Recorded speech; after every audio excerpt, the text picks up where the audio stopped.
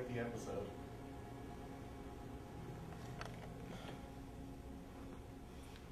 What were you doing again?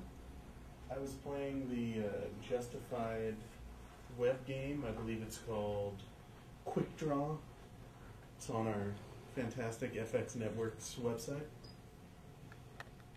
And it is addictive. That's what I can tell you. Horribly addictive. It has been an interesting challenge as a writer to try to bring Elmore Leonard's characters to life. Partly because no one can write like him, so you sort of have to let go of that to some extent when you start out.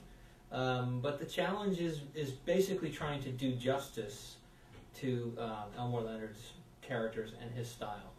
Yeah, the difficulty with bringing Elmore Leonard characters to life for the screen is that you feel such a responsibility not to get off course with his characters. You want to kind of have a light hand with it. You want to just investigate and really dive into the material as much as possible to glean as much knowledge as you can about the characters without adding too much.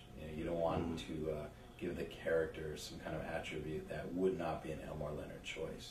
Mm-hmm. So in that sense, it is a bit of a challenge, but an exciting one. I love it. I mean, Elmore's always been an idol of mine. I mean, I was a novelist before I became a TV writer, and I feel as though I sort of learned a lot about writing dialogue. I mean, for novels from Elmore, so I never actually thought that I would be hired to write characters that he had created and to sort of write, my own version of explicitly of Elmore Leonard dialogue and have to kind of fit into his world. But I mean, I feel as though just coincidentally I've been training for it, for my entire life. I talked to marshals in Kentucky. I visited the marshal office here in LA. We have, obviously our advisor was a chief deputy U.S. Marshal. I love interviewing them. I love talking to them on the phone, just asking them questions, because the things that they think are anecdotal or asides are usually story gold for me. It's like the things that they don't think apply. It's not the nuts and bolts. I just want to hear their opinion about things, their take on things, and how they really feel about, for example, sitting on a fugitive all night long. What is that really like? Because that, for me, is where the marshal, the occupation, begins to inform the character. Yeah, I mean, I watched as many Elmore movies as I could as well. But then, of course, I just watched the pilot a lot when I worked on my episode.